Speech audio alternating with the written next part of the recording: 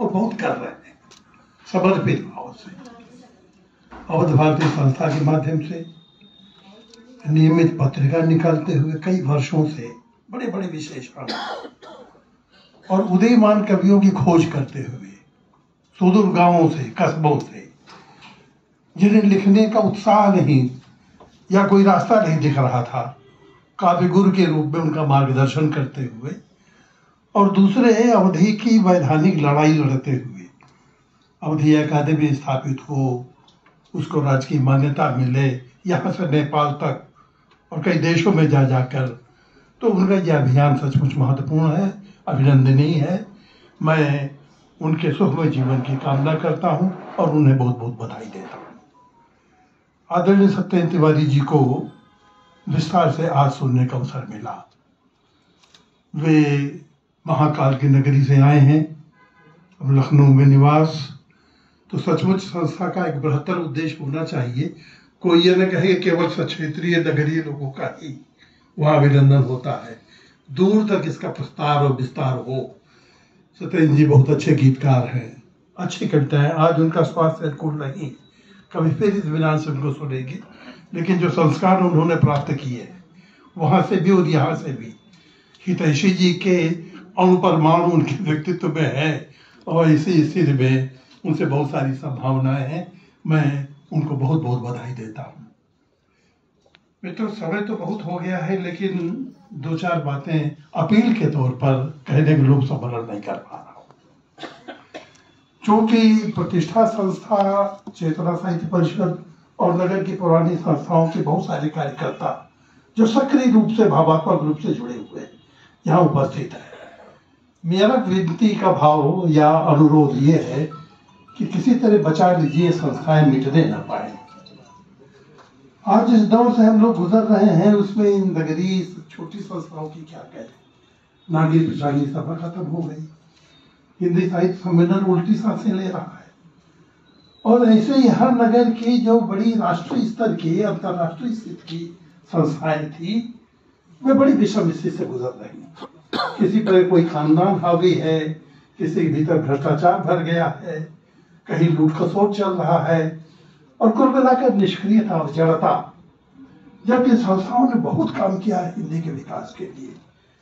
हिंदी का सेवा कार्य या विभिन्न क्षेत्रों में उसके उपक्रम प्रायः इन संस्थाओं के माध्यम से चले। एक समय था हिंदी साहित्य सम्मेलन को हिंदी विश्वविद्यालय कहा जाता था।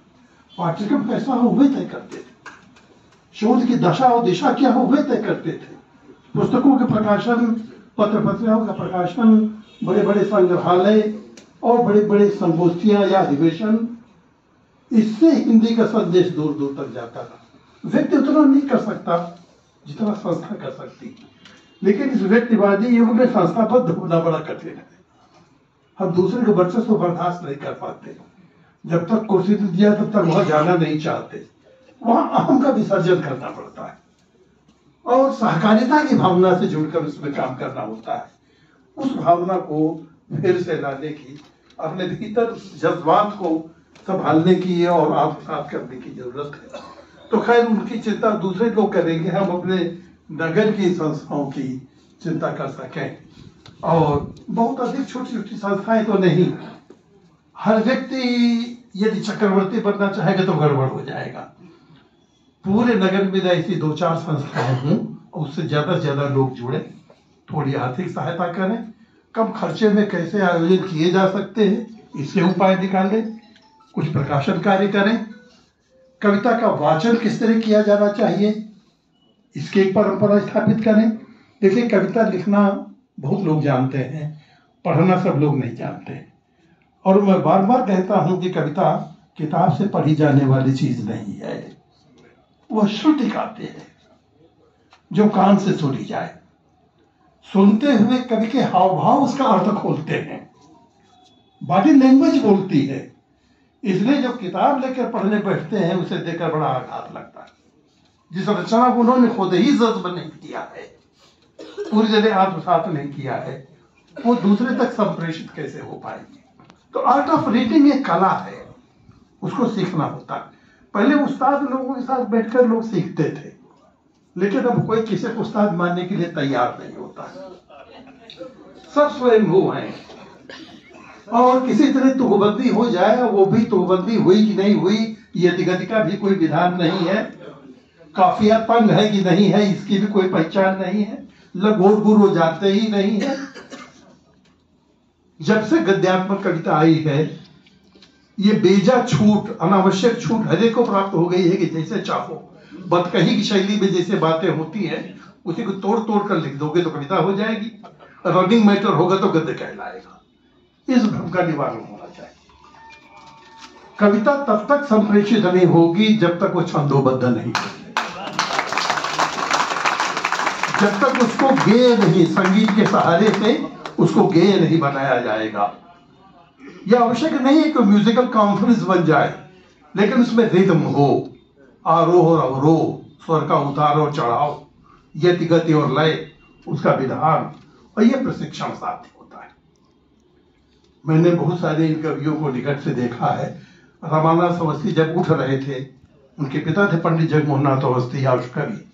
6 फीट का ऊंचा एक लंबा शीशा आदम कर घर में लगवाया गया था। इसके सामने खड़े होकर पढ़ो, और क्या कहते हुए हाथ कैसे झटकना है, मुंह कैसे उठाना है, गिराना है, नजर कैसे उठानी, इसका बॉडी लैंग्वेज का एक एक अभ्यास, तब जाकर ये बड़े बड़े कवि मंचों पर अपना स्थान बना पाए हैं। तो मित्रों, रियाज की जरूरत है, और रियाज व्यक्ति अकेला नहीं कर पाता है, उसके लिए संस्थाबद्ध प्रयास की जरूरत है। तो मेरा अपना अनुरोध है, प्रस्ताव ये है कि प्रतिष्ठा और चेतना जैसी संस्थाएं इसका प्रशिक्षण प्रदान करें। अभी भी आपके बीच उस्ताद हैं, आदि मर्मज्ञ भी, भाषा के पारखी भी, और छंद रचना के उस्ताद भी। उनके पास जाते हुए अहम बाधित हो ये जरूरी नहीं है। उनको भी चाहिए कि अपना कुछ समय इसके लिए निकालें। इस तरह के अनौपचारिक प्रशिक्षण, अपने कार्यकाल में विश्वविद्यालय में सृजनात्मक लेखन का प्रशिक्षण शुरू किया, बहुत अच्छा चला था। उसमें निशंक जी भी आते थे, गजेंद्र चतुर्वेदी आते थे कि आप अपनी रचनाएं सुनाइए, और विद्यार्थी जो लिख के आया है दूसरी बोली में उसको भी सुन लीजिए। तो दोनों के बीच इतना बढ़िया संवाद होता था। दुर्भाग्य से परंपरा टूट गई। तो खैर, उसको इन संस्थाओं के माध्यम से अगर आप बनाएंगे तो कविता का उद्धार, बराबर जीर्णोद्धार होता रहेगा। और देखिए, कविता के जीर्णोद्धार होते रहना बहुत आवश्यक है। हर समय एक जैसी ही चीज नहीं चलती। मनुष्य का स्वभाव वो ज्यादा आवृत्ति पसंद नहीं करता। सभी 7 दिन एक तरह की सब्जी, एक तरह की दाल आप नहीं पसंद करते। परिवर्तन चाहिए। तो जब से आधुनिक संचरण में आप देखें, रीतकाल की परंपरा में जो काव्य रचना होती थी, काव्य कला की दृष्टि बहुत उत्तम थी, लेकिन सामंती दौर खत्म हो गया। नवजागरण आया, उसके साथ भारतेंद्र की कविता शुरू हुई, और इतने बड़े कवि होते हुए भारतेंद्र जी चढ़ा जोर गर्म वाली शैली में उतार आए। समय की मांग थी। द्विवेदी जी ने, वो भी बड़े उच्च कोटि के कवि थे, बड़े विद्वान थे, आचार्य थे, लेकिन सुधारवाद की जरूरत थी। आजादी की लड़ाई चल रही थी, तो उनका ध्यान नारी उत्थान की तरफ गया, गांव की ओर गया, किसानों मजदूरों की ओर गया, इतिहास और पुराण की ओर गया, और सारा सुधारवादी उपदेशात्मक कविता को मंच दिया गया। जब इसकी भी आदि हो गई तो लगा कि केवल इतिवृत्तात्मकता, उपदेशात्मकता ही कविता देगी, तो फिर स्वच्छतावाद, छायावाद, उस लालित्य के भी जाति हो गई।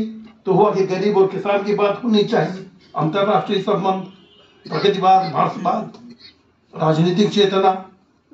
फिर प्रयोग से होते हुए हम आज नई कविता के दौर में आए। अब इधर एक तरह का विकास के जय ठहराव आ गया है, दिशाहीनता की स्थिति है। किधर जाएं तो कोई कविता की जगह न कविता बना रहा है, फिर अकविता बना रहा है, फिर ठोस कविता, ताजी कविता, कल की कविता, बसानी कविता, इस पता नहीं। जगजीत जी ने बड़ा अच्छा शब्द दिया था, किस्म किस्म की कविता। वो उपहास का विषय हो गया। बहुत दिनों तक समझाता रहा रंगनाथ सत्य को, बेटा वो अगीत नहीं चल सकता। बहुत दिनों तक समझाता रहा कि ये सचेतन कविता, विचार कविता, कविता, इस तरह के नाम न गढ़ो, बस कविता है, कविता को चलते दो। आज भी हाथ जोड़कर कहता हूं कि गीत को नवगीत न बनाओ, गीत ही काफी है, उसमें बराबर नवता आते रहेगी। लेकिन अपने अपने खेमों में अपने अपने झंडे लेकर चलने की जो प्रवृत्ति है, वो विघटन का कारण बन गया है। उसे हम लोगों को समझना। देखिए, हर समय और आज विशेष रूप से आप पाएंगे कि 5-6 तरह की कविताएं चल रही हैं। एक कविता है जो केवल किताब में छपी रह जाती है, उसको लोग व्यंग्य में कहते हैं कि 3 लोग पढ़ते हैं, एक जो लिखता है, दूसरा जो कंपोज करता है, तीसरा जो प्रूफ रीडिंग करता है। चौथे ने पढ़ा कि नहीं पढ़ा है कहा नहीं जा सकता। उसको किताबी कविता ही कह दिया गया है कि मतलब वो केवल रचनाकार और मुद्रण उस पूरी प्रक्रिया तक ही सीमित है। दूसरा रूप है जो मंचीय कविता के रूप में समादृत है। अब पहले तो समादृत था, बाद उसकी क्या दशा दुर्दशा है कहने की आवश्यकता नहीं, वो हथौड़ियों के हाथ में आ गई। विदूषक लोग सवार है, तरह तरह की नाटकीय अदाएं और अपने लफाजी, एक प्रस्तुति कला तो उनके पास है और खूब पैसा बटोर रहे हैं। वो शुद्ध रूप से प्रोफेशनल, अशुद्ध प्रोफेशनल और व्यावसायिक हो गई है। उसमें हास्य व्यंग्य इतना हावी है कि कविता तो रही नहीं, इसके भीतर तरह तरह की चुटकुले हैं, मस्करेबाजी है, लेकिन सामान्य जनता को जो ज्यादा सोच विचार नहीं करते हैं उनको अच्छी लगती है, महफिल लूट लेती है। और उनको बुलाते हुए आपने सुना है कोई 20 लाख लेता है, कोई 25 लाख लेता है। तीसरी तरह की कविता है जिसको हम जनपदीय कविता कहते हैं, जैसे अवधी में, ब्रज में, बुंदेली में, भोजपुरी में, ऐसे ही भारत की 19-20 बोलियां हिंदी की बोलियां हैं। पूरे देश में 250-300 के ऊपर है, उन सब में भी कविताएं लिखी जा रही। प्रबंध काव्य है, मुक्तक हैं, दोहे हैं, सवैया है, कवित्व है, हिंदी में सभी तरह की शैलियां चल रही। एक साथ ही आप कई युगों में संचरण कर रहे हैं। अभी लंबी कविताएं भी हैं तो हाइकू भी है, अभी गीत भी है, गजल भी है, सवैया भी है तो दोहा भी है। ये कहना बड़ा मुश्किल है कि कौन कविता कितने प्रतिशत लिखी जा रही, क्योंकि ऐसी मर्दनशुमारी कोई हो नहीं पाती जिसकी जहां चल जाती है। और एक ही व्यक्ति अलग अलग कई छंदों में और कई विचारधाराओं में अपना हस्तक्षेप करता है या कहीं प्रतिभाग करता है, तो इन सबको बचाए रखने की आवश्यकता है। जरूरत यह है कि जहां जिसकी आवश्यकता है उस प्रकार की रचना हम जरूर प्रस्तुत करें। आज कविता की आवश्यकता बताने, पढ़ाने, सुनाने की जरूरत किसको है? आप बहुत दुखी हैं, हम सब बहुत चिंतित हैं। नई पीढ़ी विपथित होती जा रही है, पुरानी संस्कृति से वंचित है, परिवार दिनों दिन विघटन के द्वार पर है, दाम्पत्य संबंध, परिवार संबंध, माता पिता के संबंध, भाईचारे, नाते रिश्ते सब ग्लोबल कल्चर में कुछ इस तरह प्रेरित, प्रभावित या कुप्रभावित हुए हैं। उस स्थिति में कविता की ओर देखा जाता है कि क्या इसके माध्यम से हृदय परिवर्तन किया जा सकता है। कविता दावा तो यही करती रही, मानुष भाव का संचार करना। अगर सचमुच हृदय संवेद्य है, अगर सचमुच सही संप्रेषण हो रहा है, तो कोई कारण नहीं कि हमारी जो मूल स्थायी मनोवृत्तियां हैं उनमें परिवर्तन ना हो, बशर्ते सही कंटेंट हो और सही ढंग से उसको संप्रेषित किया जाए। तो ऐसी रचनाओं की कोशिश हमको मिलजुल कर करनी है जो युवा वर्गों को संबोधित हो। हमारे यहाँ बाल साहित्य लिखा गया, प्रौढ़ों के प्रति भी संवेदना प्रकट की गई। ज्यादातर उसमें आत्मरोधन का भाव ज्यादा है कि हाय बेचारे मर रहे हैं, इनको कोई पूछ नहीं रहा है, अनाथ हैं, हर तरह से बेअसर है और दुनिया बड़ी निष्करुण है। केवल वही भाव नहीं, कभी उनकी पीठ थपथाते हुए, कभी उनका यशोच्चार करते हुए, ताकि जीवन की मंगलाशा उनकी निशेष ना होने पावे। और दूसरे युवा वर्ग को संबोधित करके लिखने की ज्यादा जरूरत है। बेहतर होगा कि हम ऐसी टीम बनाकर गांव और कस्बों के हायर सेकेंडरी स्कूलों में पहुंचें, वहां इनके सम्मेलन करें, वहां उनको अच्छे ढंग से वही संगीतात्मक, छंदबद्ध, प्रस्तुत कला से युक्त रचनाएं सुना कर, जैसे शॉक ट्रीटमेंट दिया जाता है, 3-4 एक्सपोजर दिए जाते हैं तो कुछ कुछ प्रभाव जरूर होता है। तो उसकी आवृत्ति फ्रिक्वेंटली उसको करना है। ऐसा नहीं कि रस्मी तरीके से साल में एक बार चले गए। आप एक बार जाते हैं और बिगाड़ने वाली प्रवृत्तियां 10 बार जाती हैं। तो उस रूप में कविता के संचार की आवश्यकता आज महसूस हो रही। मित्र अब कुआं प्यासे के पास नहीं जाएगा, नहीं, उल्टा कह गया हूं, प्यासा कुएं के पास नहीं जाएगा, कुएं को प्यासे के पास जाना होगा अगर कविता की सार्थकता को या उसके अस्तित्व को बचाने की चिंता हमें है।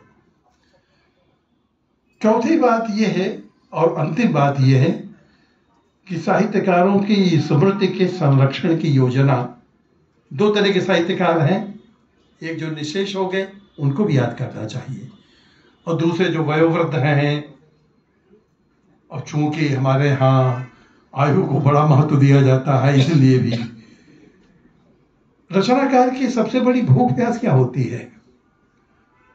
वो यश चाहता है।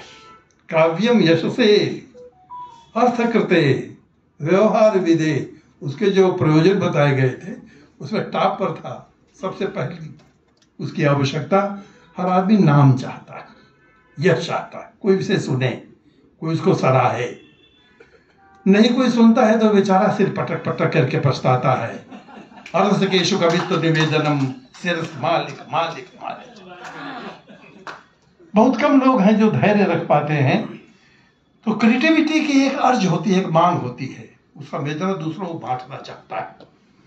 अपना कवित्व सबको अच्छा लगता है, तो ऐसी स्थिति में उसको कैसे सुना जाए और अच्छी रचनाओं को कैसे और सुनवाया जाए, इसकी योजना बनानी होगी। उनकी स्मृति को संरक्षित करना बहुत जरूरी होगा।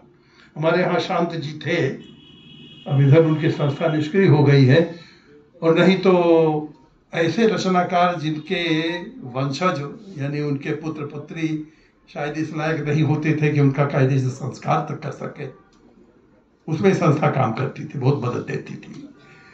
अब संस्कार की मान लीजिए कोई समस्या ना भी आवे तो भी अगर पुत्र पौत्र याद नहीं कर रहे हैं पर रहे अपने समय के गौरवशाली कर, उनको इन संस्थाओं के माध्यम से याद किया जाए। समर्थ जी समर्थ हैं तो उन्होंने इसको बहुत संभाला, लेकिन ऐसे बहुत सारे नाशुक्र भी हैं जो याद करना नहीं चाहते हैं, पर हमें मान के चलते हैं कि वे कवि लेखक, वे रचनाकार केवल किसी वंश के ही नहीं हैं, वे पूरे हिंदी जगत के हैं। इसलिए हमारा भी कर्तव्य हो जाता है कि उनको हम संभालें, कोशिश करें उनकी अप्रकाशित रचनाएं